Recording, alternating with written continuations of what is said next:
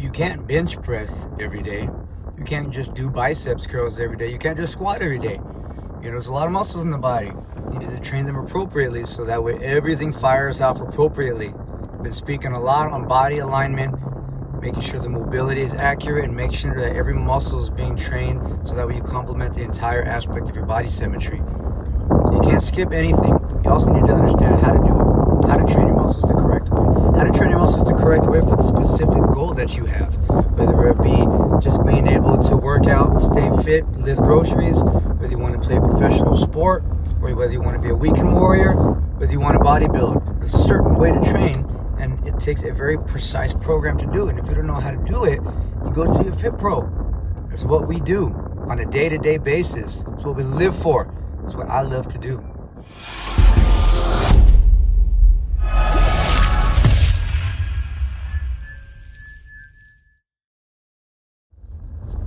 So you decided to work out, or you are working out currently. You're going to the gym, or you're working out at home, depending on where you live and just the type of workouts that you do. Whether you're doing all body weight stuff, running outside, doing push-ups, jumping jacks, basic body calisthenics, just so that way you have something to do. You don't really need equipment. You don't need to go somewhere to do it. Or if you're going to a gym, depending on if the city's opening with gyms, or you have your own home equipment and you're lifting weights. You're going for muscle growth. You don't really have a goal. You just know you want to be strong. Lifting weights is how you get there. Or maybe you want to train for a sport, an event, a specific one. All of these things I'm mentioning have a different way to approach your workouts, a specific routine, a specific plan that you need to have. Okay, you can't just go into the gym and go around to these workouts and make that universal for whatever you're trying to do, because that's how people get hurt. That's how you undertrain when everybody else is training for the specific thing you're doing, or that's how you overtrain and you didn't have to do certain workouts because they're not going to benefit what you're trying to do. You risk hurting yourself, or again, overtraining, and you exhaust everything and then everything collapses on you. So make sure that you're doing everything the right way for what it is you need to be doing. And as a fitness professional, you get certified. You get the education, you do workshops, you attend different seminars, you do things to enhance your education, learning new things, learning new ways to train somebody, learning new ways to train different aspects of people, whether they're a beginner or an athlete, and everything in between. And there's ways to go about it, especially if you want to be credentialed. You want to make sure you're getting the accurate and most up-to-date education. Typically, you're going to see a trainer has a NASM certification, which is typically the most recognized one.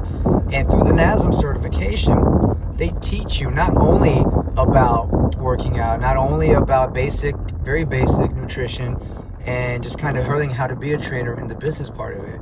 They actually teach you how to create workout programs depending on the specific person's needs. And the more knowledge you're gaining, the bigger toolbox you're going to have, the more you're going to be able to train different people. You can't just train everybody if you get a certification and jump into the work field as a personal trainer. Don't do that. If you're doing that now, analyze what your clients are doing, their goals, their setbacks, any health conditions they have, any physical limitations they have. And if you're just putting everybody to the same workout, your day's going to come. Your numbers are going to be up because you're going to be exposed for trying to step outside of the realm of your education. Don't do that. Okay, don't chase the dollar. If you're a personal trainer, don't chase the dollar, because this is going to end you up in a dead end, one-way road. You need to chase the passion. If you want to train people, you get the education necessary to train the people you want to train. If you want to train everybody, well, you're going to be learning forever, because there's so many different goals people have with certain limitations, certain setbacks. You're going to need to have this education to be able to progress people or degress them, to be able to recognize the injuries or recognize where you need to focus on them individually, so that way you're not just jumping straight to something that they shouldn't be doing at the time, or at all, depending on their goal. So which takes me back to the routine, to the system they teach you. Typically, if you're in the industry, you know it as the OPT model. There's 5 categories, and within those categories is certain workouts and certain ways to create individualized custom programs. Now, just because you learn, you get certified, and then you start training people, it doesn't mean that you never have to learn again. Nor does it mean that you shouldn't be taking on clients because you think that you only want to train athletes. That's just not how it goes. When you take a training job, you need to be the expert for the person that's in front of you. And if you don't have the expertise to train somebody, to push them beyond their comfort zone, if you don't have the expertise to train somebody, to put them into a Spartan race, or to train them to get into the ring, don't train that person. Or at least don't be their only coach. If there's certain things they need to do that you can't do, then you need to make sure that you outsource them and give them the appropriate work. Now, I don't want to talk to just personal trainers on this, because I want to educate you also as the person that's working out. You need to understand your body has elements it needs to go through, progression, levels. You can't just jump straight to the top. Typically, you're going to start just understanding your body and how to control it. That's going to just be based off of balance, stability, just basic things, so that way you can focus on posture. This can come by way of basic plank holds, slow step-ups, push-ups, just holding your positioning, and then slowly start to challenge one limb at a time. You work from both feet on the floor, then you pull one leg off, and then you progress it from there. Then you start to go into muscle endurance workouts, where maybe you're doing some lightweight, but then you couple that with some push-ups, or you put a Bosu ball underneath you and you challenge the stability of the platform. These are all ways to challenge your muscle endurance, but at the same time still challenging the stability and taking your core into consideration, because your core needs to always be working. So you got to strengthen your core to be able to hone the demand of the load that you're putting on it. So you start by doing low weight, or before that body weight. Then you progress to low weight, and then you do low weight with body weight. And then you can start to add on the load, add some weight, still combining that with body weight workouts. An example, you're doing a chest press, or you're doing dumbbell curls, or you're doing squats. You do an amount of weight that you can absolutely do with good form 10 to 15 times.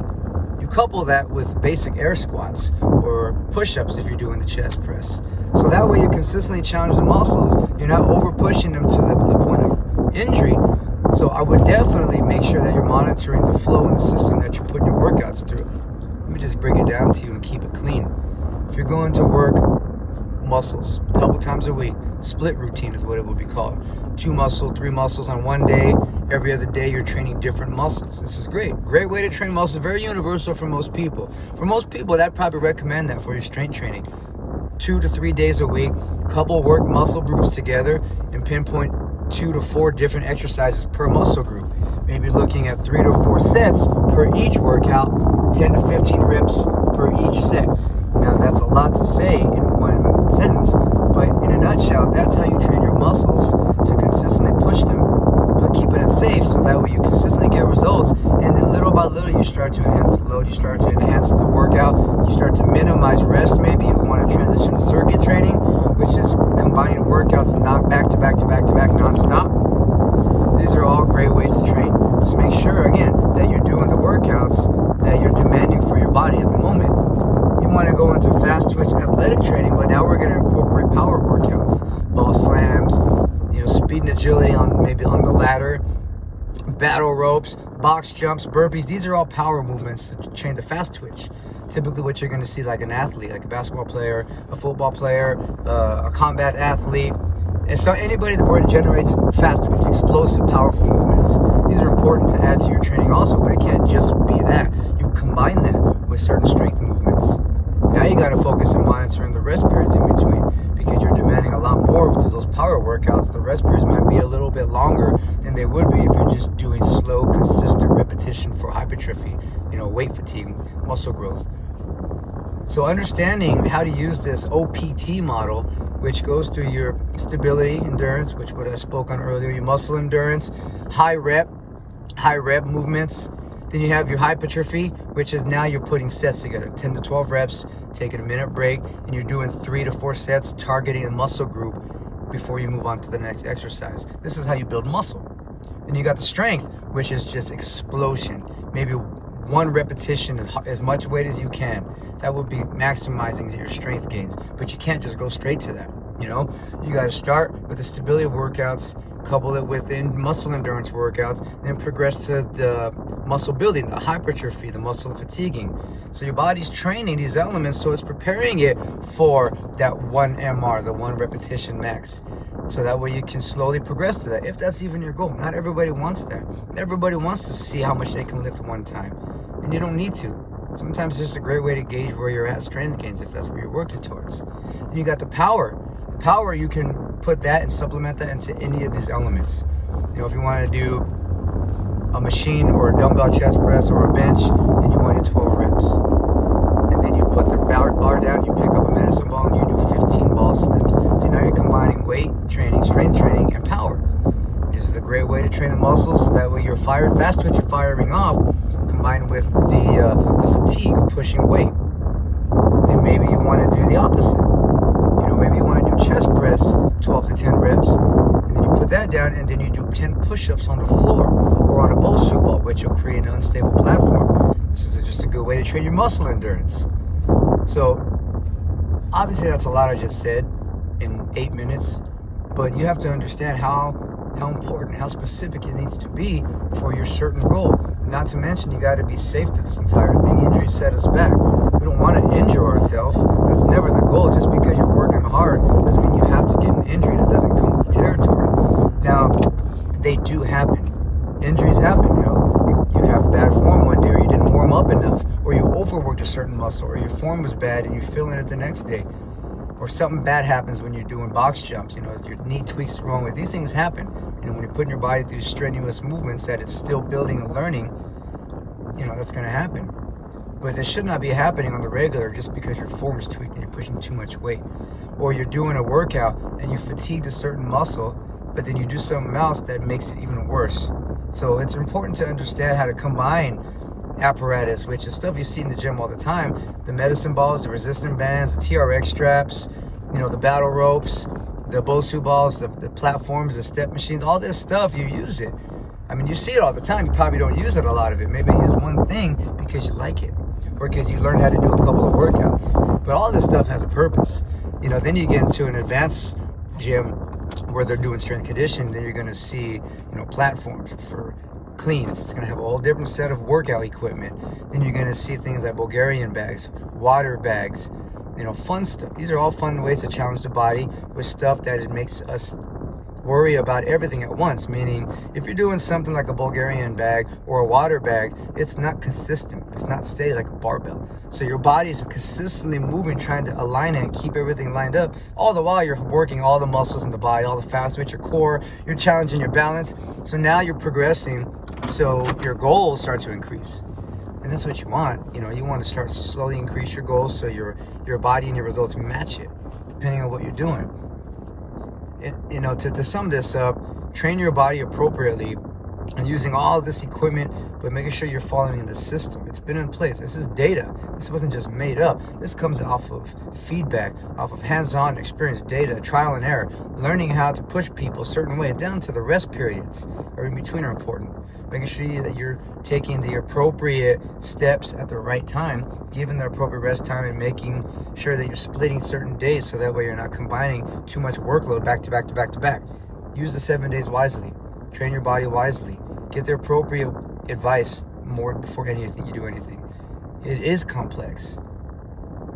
It is very complex because it's your body we're talking about. You know? What happens when your phone breaks? You gotta go to the phone store because you don't know what to do. They know how to do it. So why would you think you can go to the gym knowing how to do something you've never learned how to do? So look for it. Reach out, ask questions. But again, make sure that you're doing certain things to push the body. Don't get into a rhythm where you plateau. That can be fun, but we're not here to just go through the motions. We're here to push ourselves. We're here to get to that next level. We're here to go way beyond our comfort zone and then continuously push that comfort zone so we never really are comfortable. It's a consistent challenge. Let's do this.